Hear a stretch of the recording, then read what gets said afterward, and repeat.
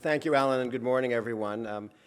I have a feeling people had a good time last night, judging by the couple of extra seats that are open here, but you're the diehards. You can sing till late hours and visit the bar and still be here by 9 o'clock. And in fact, if you see any of your friends and they say, oh, I'm sorry, I slept in, tell them they missed a terrific session at 8 o'clock this morning.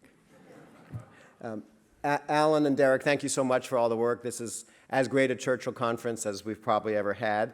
I do have one serious complaint I do want to lodge with you. You have made this so good, how are we supposed to equal it in future? But we will try. 2015 is obviously an exciting year for the entire Churchill world, and 2016 is a very promising one, both for the Churchill Center and for Churchillians everywhere.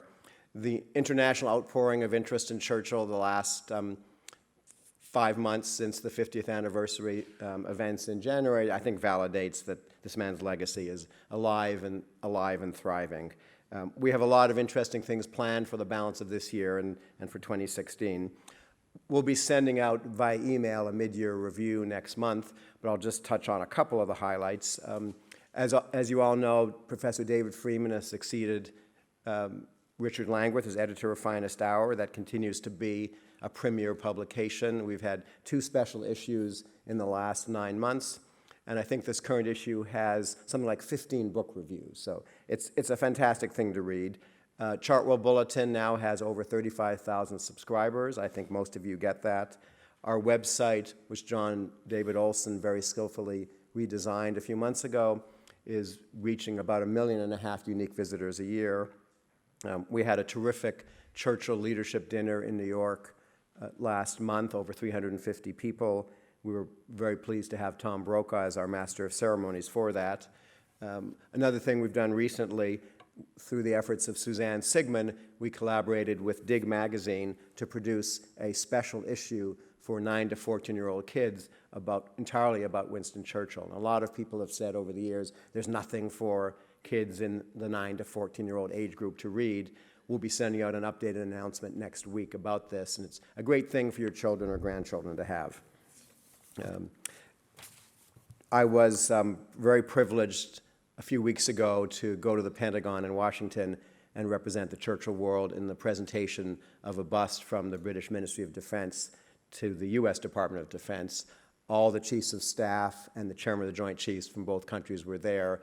And what struck me is they weren't there just because someone said it's on your schedule. The degree of interest in that community is really, really significant, and it's very heartening. Our signature initiative, as you all know, is the National Churchill Library and Center that we're creating at George Washington University.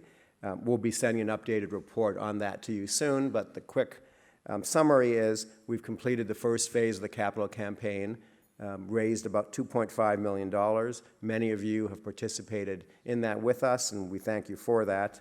We have a collection of over 2,000 volumes ready to install in the library. The university already has access to the wonderful digital Churchill archive that Alan maintains at Cambridge. We're well along in the design. We'll start construction in the next several months, complete approximately the end of the year, and have a grand opening in the first quarter of next year. This has been a dream of the Churchill Center and Churchillians in America for probably at least 25 years. It is something that will be both physically and financially permanent, and those are very important things.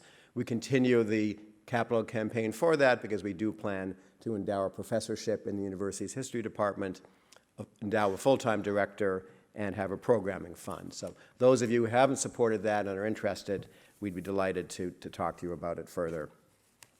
The other exciting news, which we announced at our dinner in New York last month, is we're combining our membership with the Friends of the Churchill Museum in Fulton, Missouri.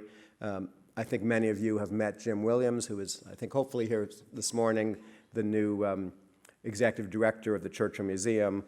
Jean-Paul Montepet, their chairman, has been very instrumental with our chairman, Lawrence Geller, in moving that forward. We will henceforth speak with a united voice on Churchill activities in the United States. The Churchill family has been very supportive of this initiative, and we're very pleased to have accomplished it.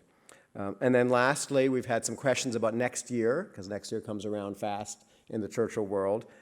We are planning to return in the fall of next year to Washington.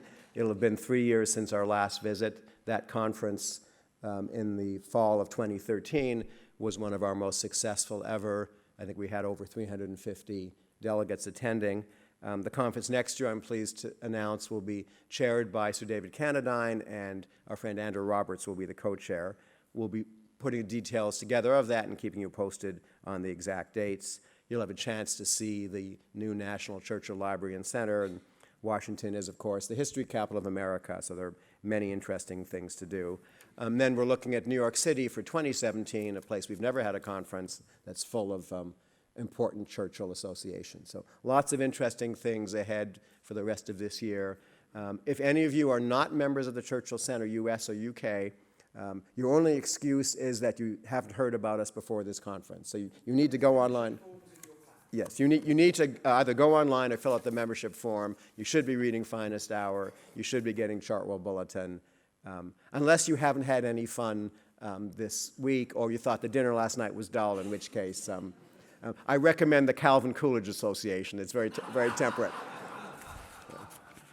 So please join us. We need your support, and we think we have interesting things to say, and we'll be in touch with all of you ongoing. Thank you.